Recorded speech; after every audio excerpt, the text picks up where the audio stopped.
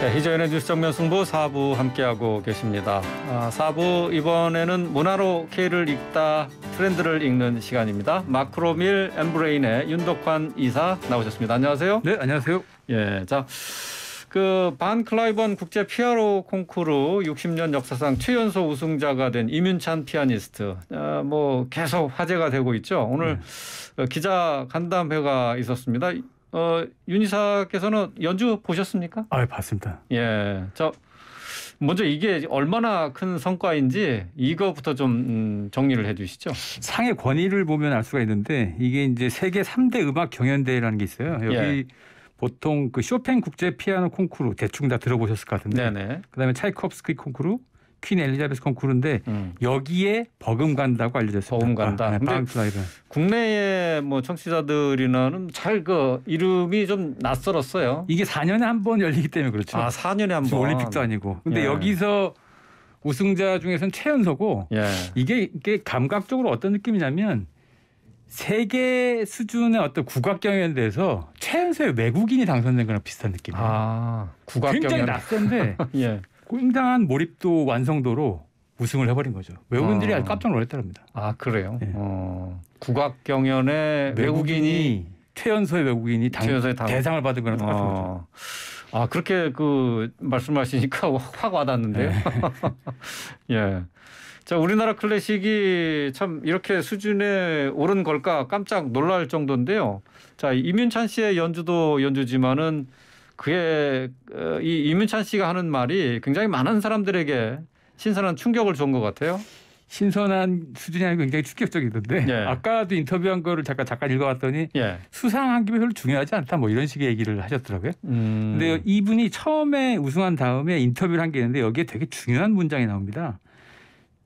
우승 비결이라는 건 따로 없는데 우승보다 더 중요한 게 작곡가를 존경하고 그 작품에 내재된 감정을 소중히 여기고 음악을 대하는 마음가짐이 중요하다. 이런 식의 얘기를 했어요. 근데 이게 되게 중요한 게 낯선 느낌이 드는 게 뭐냐면 보통 이 정도의 큰 대회에서 우승을 하거나 대회에 굉장히 큰 상을 받으면 영광이다. 예, 뭐 그렇죠. 주변에 감사하다. 뭐 벅찬 느낌이 있고 뭐 목표를 향해 어떻게 달려왔고 이런 식의 이제 레퍼토리가 쫙 나와야 되는데 이게 아니라 연주 자체가 주는 경험의 몰입감을 얘기를 해주고 있어요. 이게 인터뷰의 가장 특이한 점이라고 할 수 있겠습니다. 예. 근데 이제 이런 마음이 이민찬 씨만은 아닌 것 같아요. 최근에 젊은 클래식 연주자들도 콩쿠르 참여를 이전의 연주자들과는 좀 다른 자세로 맞이하고 있다고요. 근데 비슷하게 이게 지난달에 2022년 5월 달에 그 시벨리우스 콩쿠르에서 바이올린의 그 우승을 하신 분이 있어요. 95년생 양인모 바이올리니스트라고. 이분도 약간 비슷한 얘기를 합니다. 그러니까 이제 젊은 연주자들이 거기 사실 경쟁 같은 건 없었고 콩쿠르를 배움의 장으로 여겼다.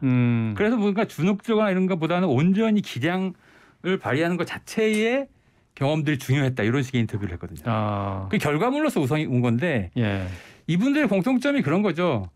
그 우승이나 아주 큰 대회 우승이 오면은 대외적이거나 사회적 역량 같은 거에 보통은 집중하게 되는데 이전엔 그랬는데 그거가 이분들한테 별로 안 중요한 겁니다. 경험 자체의 몰입감이 훨씬 더 중요한 거죠.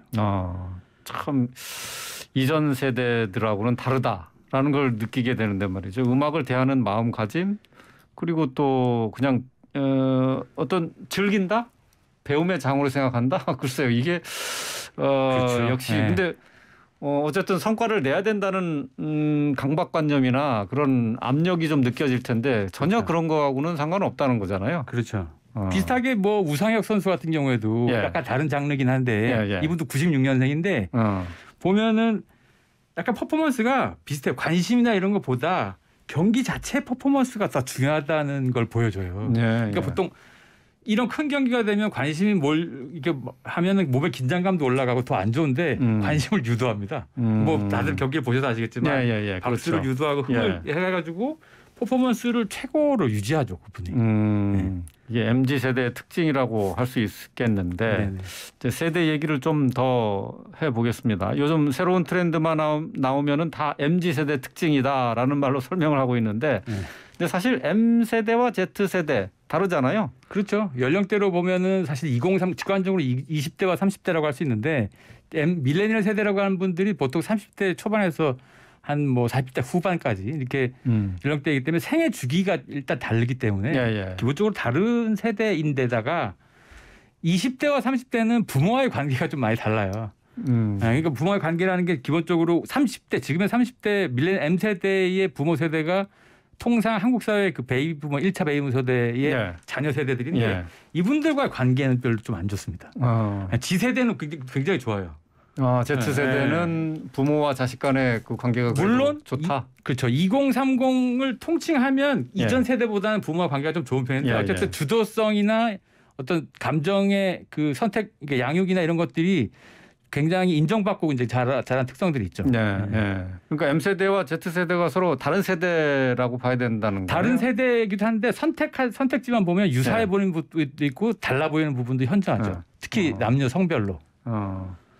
뭐 대선과 지선, 이거 정치적인 얘기를 좀 해보겠는데 대선과 지선에서도 그 M세대, Z세대 민심이 좀 달랐습니까? 사실 출구조사를 보면은 여러 가지를 파악할 수 있는 되게 중요한 자료인데 4, 5, 60대는 대체로 남녀 성향이 되게 비슷한 데다가 예상 가능한 선에서 움직였어요. 그러니까 투표율만 보면 대충 이제 지지표를 얼마 받을지가 계산이 나올 정도로 거의 비슷하게 움직였는데 20대와 30대는 완벽하게 남녀가 이렇게 갈렸죠. 6대 4 정도 비율로 1번과 2번을 서로 교차 투표하는 경향들도 나타나는데 이 성향만 봐도 이 2030 세대는 이전 세대에 비해서 부모한테서 개성이나 취향들을 존중받고 커왔다는 겁니다. 자신의 의사를 어떤 식으로 표출하는 것에 대해서 약간 자유로움 같은 게 있는 거죠. 그렇군요. 자, 이제 Z 세대가 주도하는 변화 어디까지 이어질 것으로 보시는지, 이 삶의 태도까지 이렇게 바꿔 나가고 있는 거잖아요. 이 Z 세대라고 하는 20대 뭐 한 후반, 초반부터 후반까지 요 세대가 가지고 있는 기본적인 특성이 있습니다. 여론 주도성이 있어요. 그러니까 소비 트렌드를 관심 있게 보시는 분들은 원래 이 세대가 중요합니다. 왜냐하면 대중문화나 소비 문화에 있어서 이분들이 가지고 있는 선도성이라는 게 있거든요. 그분들의 선도성을 보고 트렌드를 예측하거든요. 그래요? 선도성을 기본적으로 가지고 있어서 마이크나 이렇게 카메라가 이분들을 집중합니다. 여기에 지금 이분들이 개인적 경험 과정을 되게 중요하게 생각하잖아요. 여기에 마이크나 이제 카메라가 간단 말이죠. 이 경험들이 확대될 가능성이 있어요. 게다가 이분들은 SNS가 아주 일체화된 세대입니다.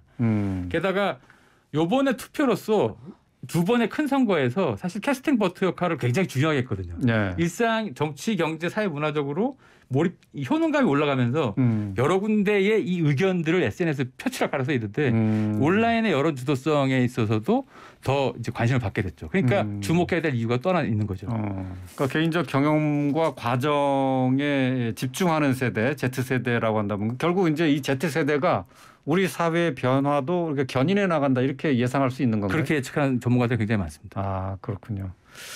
알겠습니다. 자, 오늘은 이민찬 씨를 계기로 해서 우리 Z세대를 한번 살펴봤습니다. 마크로밀의 엠브레인 윤덕환 이사와 함께했습니다. 말씀 잘 들었습니다. 네, 감사합니다.